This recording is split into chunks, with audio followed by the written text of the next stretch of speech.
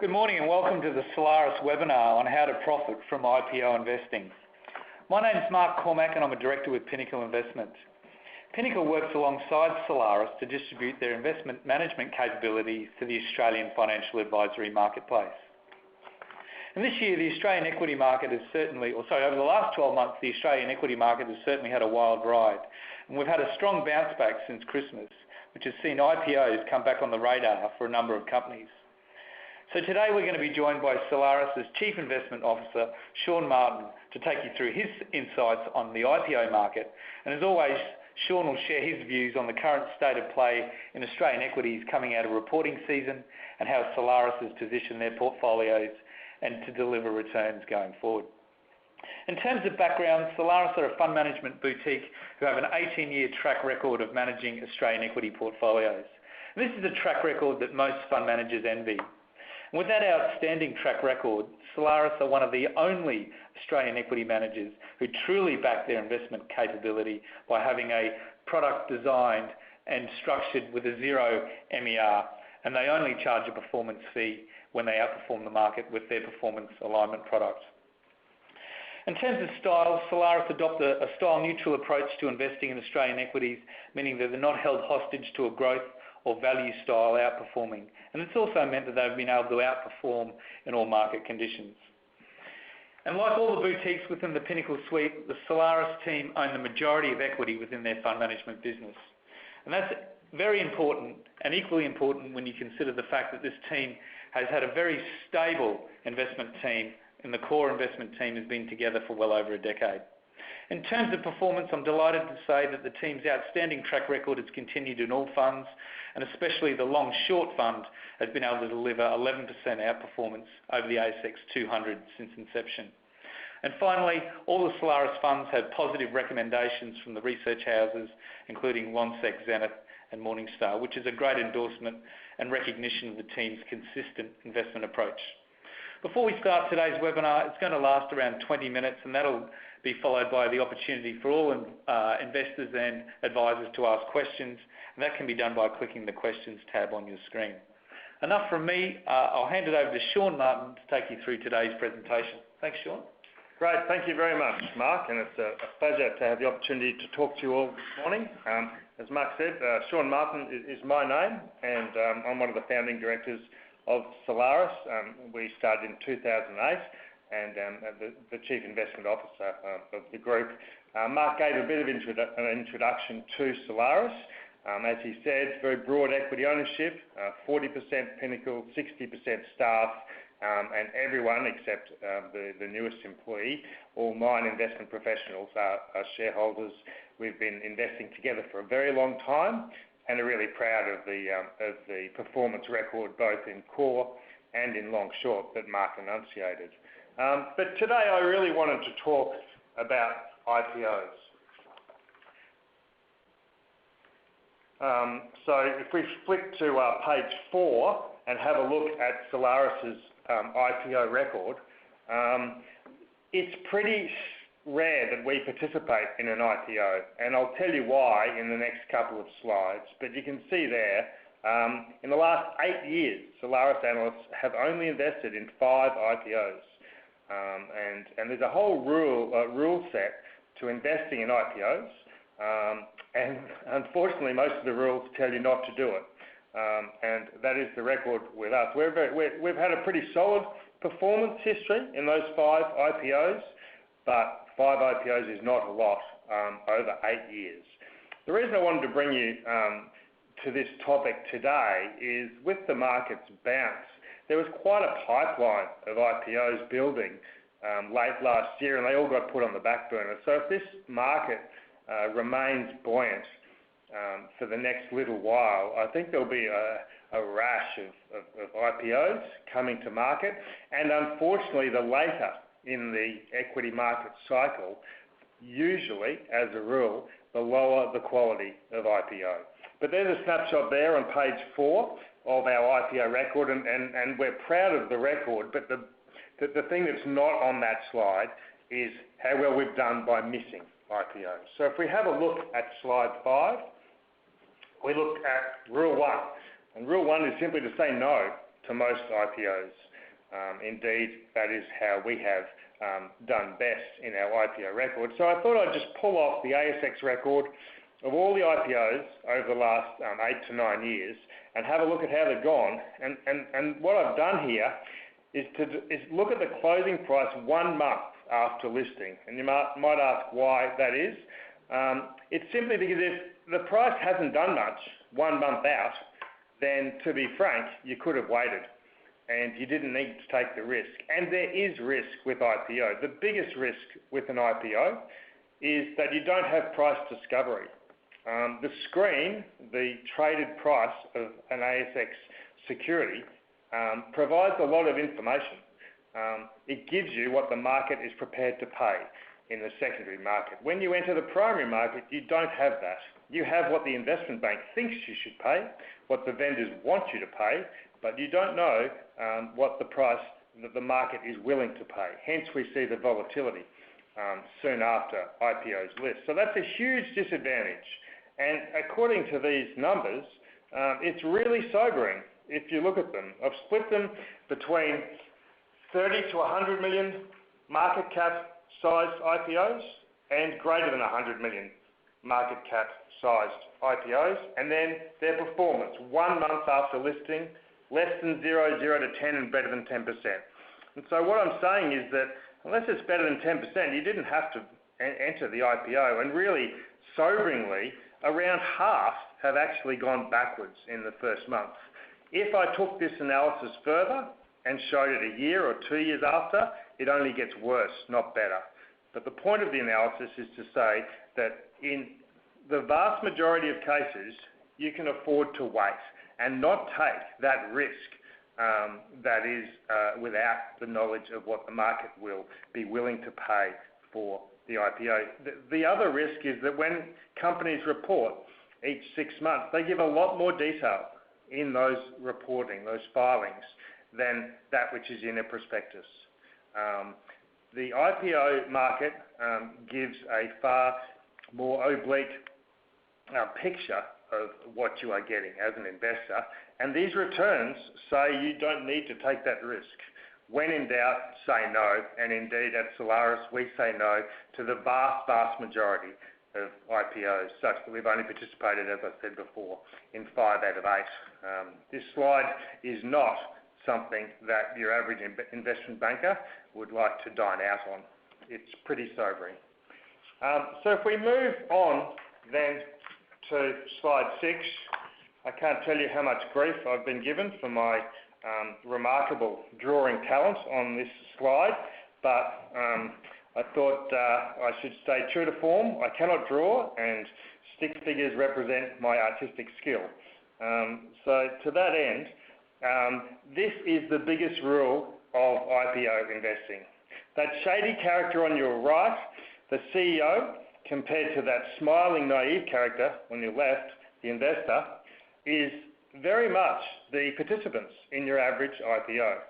The reason they go so poorly is the vendor, the seller, is also usually the promoter, which is an unusual scenario, isn't it? And the depiction there is the CEO telling the naive investor that this is the best opportunity ever, while the thought bubble reveals that that same CEO is selling the product. And we find it amazing that promoters, vendors, whoever they are, come around and tell us how good the business is that they're floating, and in the same breath, they tell us that they're the sellers.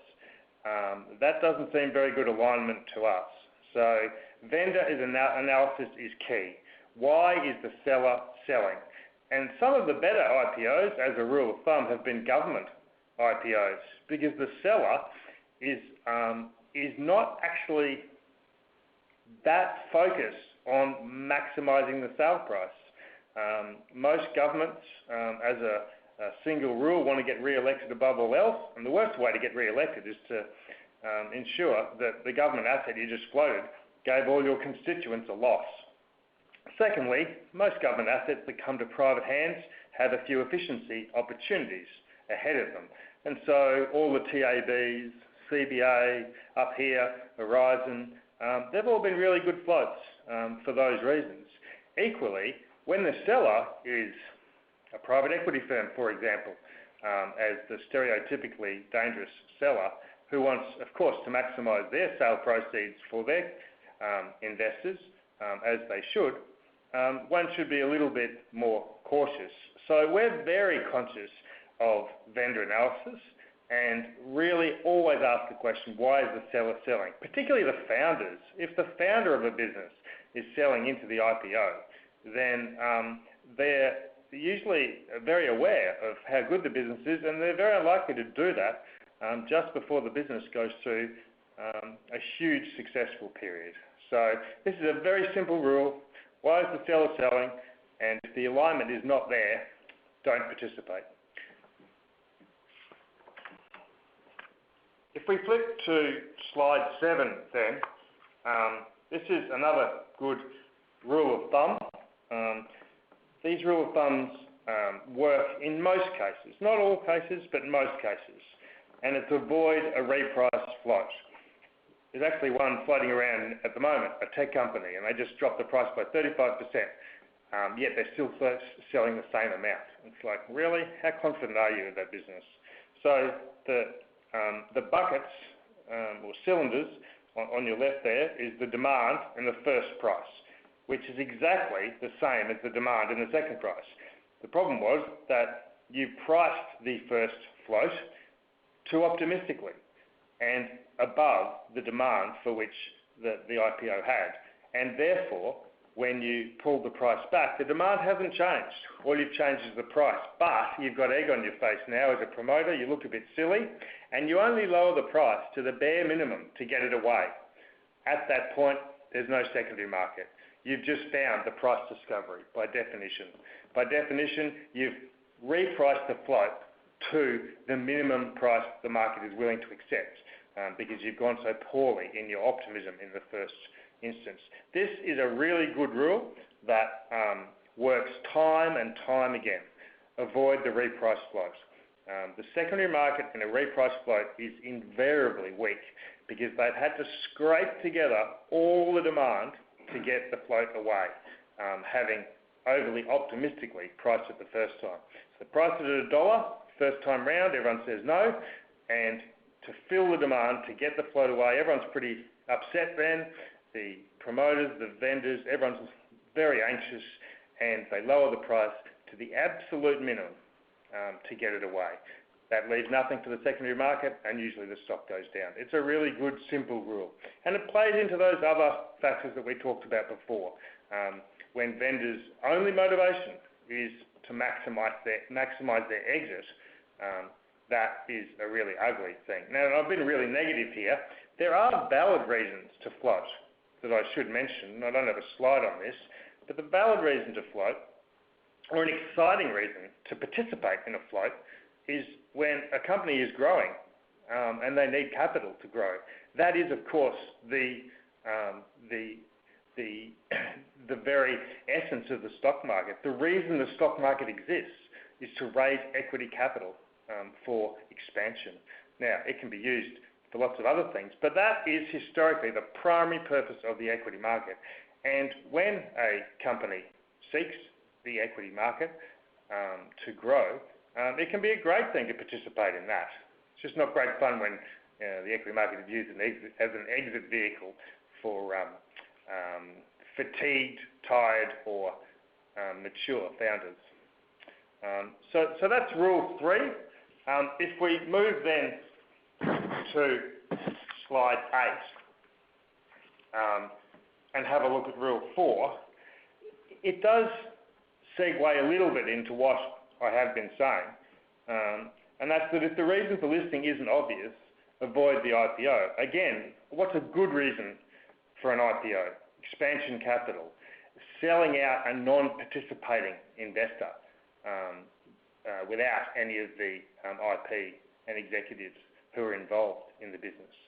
Netwealth was an example of that. Another good reason to IPO is a government sell-down, as I mentioned.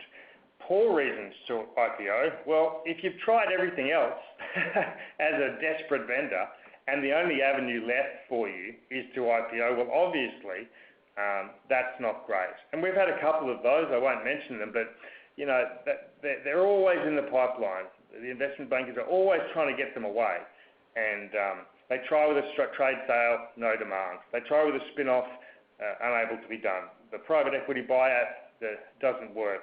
The management buyout doesn't work, and all you're left with is IPOs. Some of the wealth management arms of the banks at the moment are going through this. Colonial First State is a fantastic business, but in this environment, they're really struggling to get it away.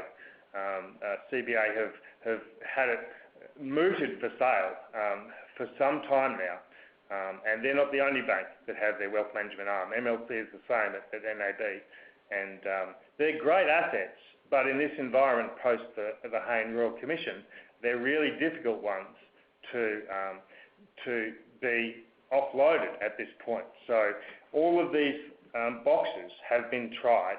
They haven't come down to the IPO path, but were they to in this environment, you'd have to be cautious given they've tried so hard on all the other boxes. They're probably the nice examples, to be honest. The more brutal examples are the smaller companies that have been tried and failed at every level that you can see there. And you then come to the IPO, and it's a last-ditch resort for the vendors. And if the vendor is that desperate to get out, then one must logically ask the question, why would I want to be involved in that? So that's a summary of our IPO approach. It's not just academic. It's the reality. That is how we approach IPOs at Solaris. And more often than not, we say no. Certainly when we're in any doubt, we say no, because in the secondary market, you get so much more information, as I mentioned before, price discovery, and every 6 months you get them reporting in detail to comply with the ASX listing rules. That to us gives us a plethora of opportunities in the secondary market. We don't need to enter the primary market, and it's an unusual thing that's always flummoxed us, how excited the market seems to get with an IPO when there's 200 very valid companies sitting there to invest in today. Yet there's something sort of exotic or romantic about a float, and everyone gets very excited. Well, that's been exploited many times by less than genuine vendors. So that's all I want to say on the IPOs. Less is more. Say no more often would be my conclusion.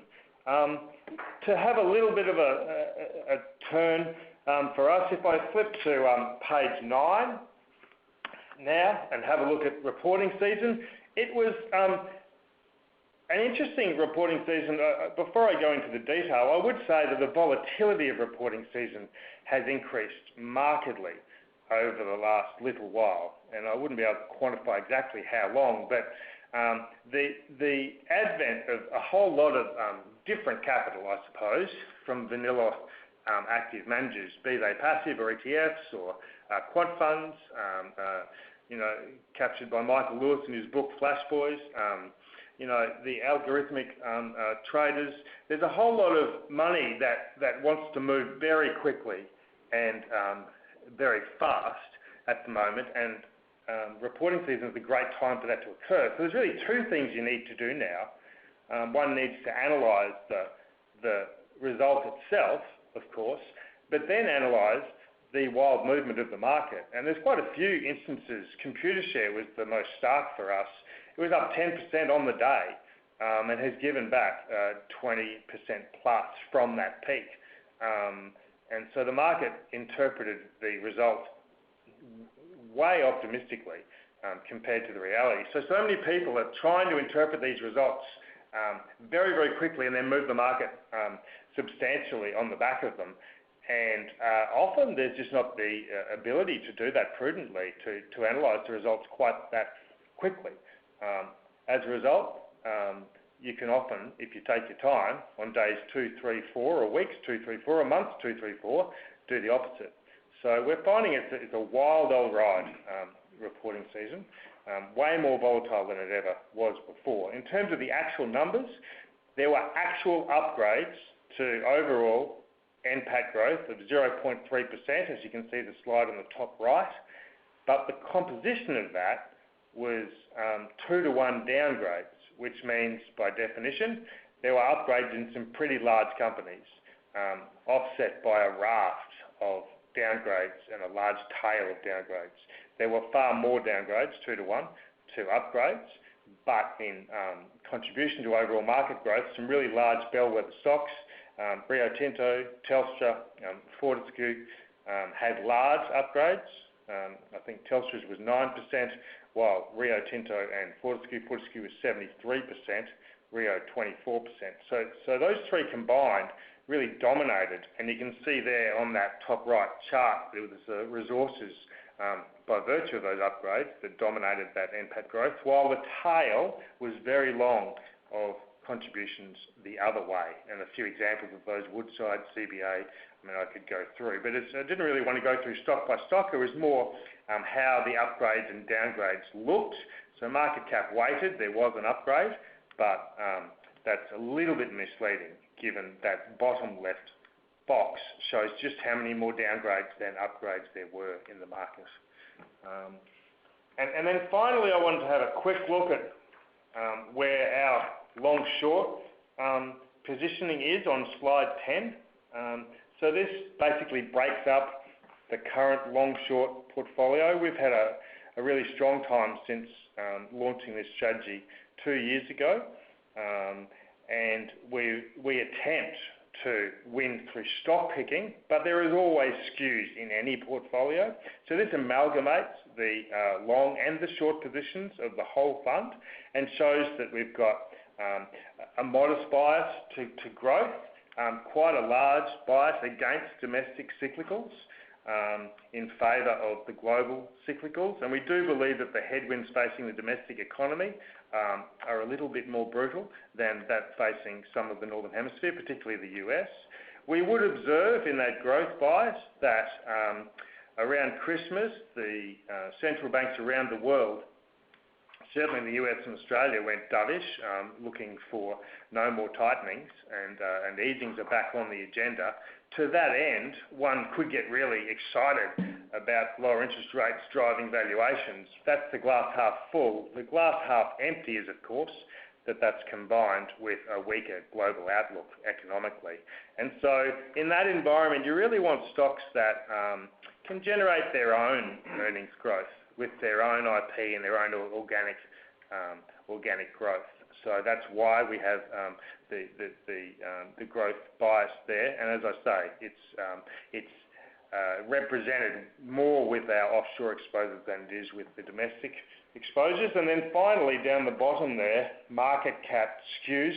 We've got quite a large small cap underweight. To be fair, it's offset by a large mid cap overweight, so that makes it less dramatic. But we do think pockets of the small cap market are quite expensive and need to be approached with a bit of caution.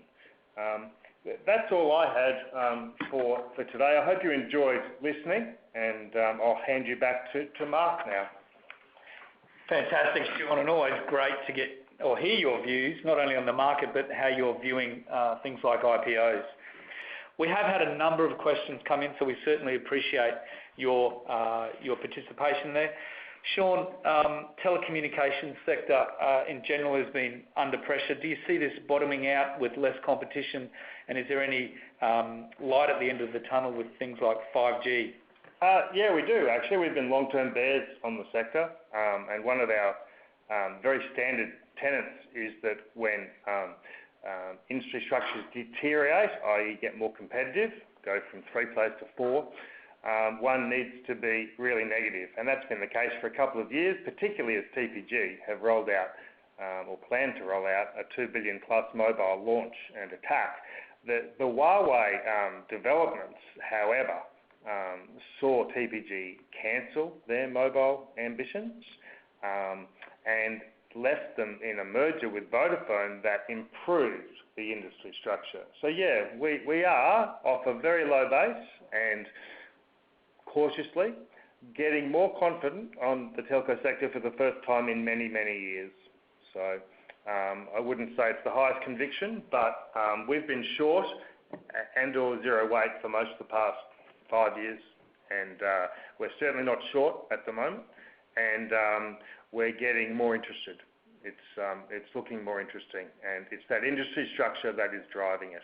So Telstra, again, the biggest competition to their 5G ambitions was the Huawei technology. So yeah, it's getting a bit better. Excellent. Okay.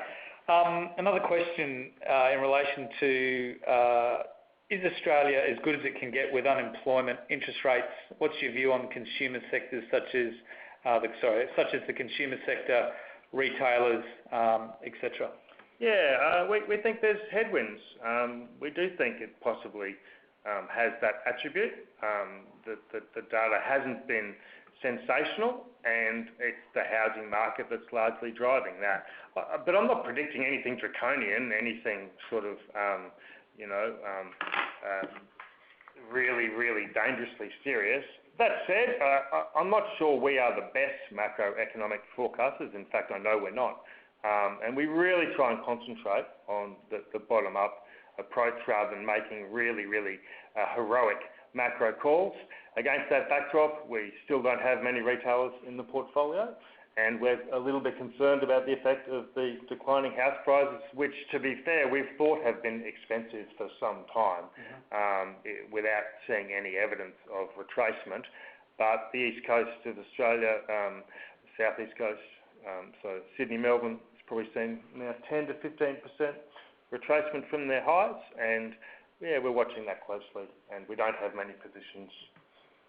Excellent. Okay, Shawn, I know a sector that you've followed closely has been financials. What's your view on financials post-Royal Commission? We're still negative. We're still negative, the vertically integrated wealth managers. I suppose the biggest revelation to come out of the Royal Commission, while many of the banking stories were horrendous to listen to, they were swamped by the number of horrendous wealth management stories. That's not in any way trying to be an apologist for the lending practices, but the surprise to us was just how bad some of the representations were for the wealth managers. So I think that vertically integrated wealth management space is under a lot of pressure. That's not a new observation, but we've held that view for many, many years. We haven't been on the AMP register, for example, since Solaris's inception, and we certainly aren't on there now. I think they've got a pretty big, heavy road to hoe. I think the new management changes, they're saying the right things, but I think they have a long road to hoe. And on the banks themselves, we still remain negative, maybe not as negative as some of our peers, because they've come back a long way. But before we went positive, we'd need some evidence that housing sector and the economic conditions, given that banks are by definition a leveraged play on the economy, don't deteriorate a long way. So, yeah, we still remain cautious. Yep. Would be my conclusion. And you still like Macquarie? Yeah, absolutely. Macquarie is somewhat different, mostly because it doesn't play in those spaces. It's not a vertically integrated fund manager in Australia. It is a very big fund manager, but not like the ones that were highlighted in the Royal Commission as having practices that should be improved. In fact, Macquarie's one sitting in the Royal Commission highlighted that they did have a few issues in one of their areas, and the enforceable undertaking that was dealt to them 4 years ago saw them change drastically. They've got a lot of good businesses that we've always liked, and it's still at a pretty modest multiple. So yeah, we do like that, and we're really encouraged by the seamless, it would appear, transition from Nicholas Moore's highly successful stint to his 2OC, Samara, who's done an amazing job as head of the driver of the growth, the funds management business. And I think people forget that it's 70-80% annuity streams these days, rather than more volatile market-facing businesses. And with 550 billion of funds under management, mostly in alternatives like infrastructure. It has some amazing businesses under its umbrella, so quite separate from the issues that I was talking about before. And Shawn, I remember last year you mentioned that AMP and Macquarie were on a similar multiple. Has that changed much? A little bit of a gap now, but it's still there. It's still not as wide as I would have expected. Yeah. So I think Macquarie, depending on your numbers, I'm probably a little bit below market on AMP and a little bit above market on Macquarie, but within 2 PE points of each other, wow. which 2 to 3 maybe. I would have thought the gap should be much larger, and I suppose. I don't need to dance on AMP's growth, but like to highlight, if you had an industrial stock, Macquarie's done 14% EPS growth since 1995, which was the number in the prospectus when they listed, 14% CAGR. I mean, if you had an industrial stock that did 14% CAGR, it would be on 30 times. There's a perception of risk in Macquarie Bank, and it is riskier than your standard industrial stock, there's no doubt. However, that EPS growth doesn't really, even today, accord with the multiple. I'm going to try and combine a couple of questions here into one. How are you positioned from value growth bias? It seems like growth is very expensive, and I've got another question here that is referring to technology companies being very expensive, and value seems to be full of value traps. How are you guys positioned? Yeah, I agree with both of those statements. Growth, particularly certain parts of the growth market, is expensive. Those tilts that I showed earlier in the webinar, they're not big. We don't tend to take. We're a core manager. We're agnostic between growth and value, and we don't try to have our funds particularly skewed to growth or value at any time. We certainly don't try and pick growth versus value. I think we're 4 to 5% overweight growth, and within that, Macquarie Bank is more than half of that. So, it's not the growth value tilt that will drive our success or otherwise. It's going to be the stock picking. We've got 4 or 5 stocks in this portfolio that are above 3 or 4%. And we've only got a growth skew of around that. So it's going to be the stocks. In fact, we quantify it. More than 80% of the risk in this fund comes from stocks rather than factors or styles. So that's really important. The second part of the question on the tech, we agree with that statement, and we do think, I made that comment that small caps are quite expensive in our eyes at the moment, and the most expensive of them is that tech space. We've owned a little bit of tech, Altium, but we've continued to sell it. To be fair, in error, as it's gone up, and every time we've done that, it's gone up further, but we really like the business, but we're struggling with the price, and so we've reduced our tech space quite a lot, and we use the shorting capability to hedge out some of the risk, but I won't go into the candidates because we're a little bit coy about advertising that. But we certainly think that Altium is expensive, but still one of the best, and some of its competitors are on multiples much higher than that with less quality businesses, and so we pair them up and use them as a shorting tool to reduce the risk in that space. I would agree, tech is definitely expensive, and we think small caps are expensive at the moment. Excellent. And talking stock specifics, what's your view on Reliance at the moment? You mentioned it obviously in the IPO section. Well, it was one of the few that grabbed our attention in the IPO space, and we are still on the register, and we think they've got a wonderful bit of IP and a very simple bit of IP with a very strong distribution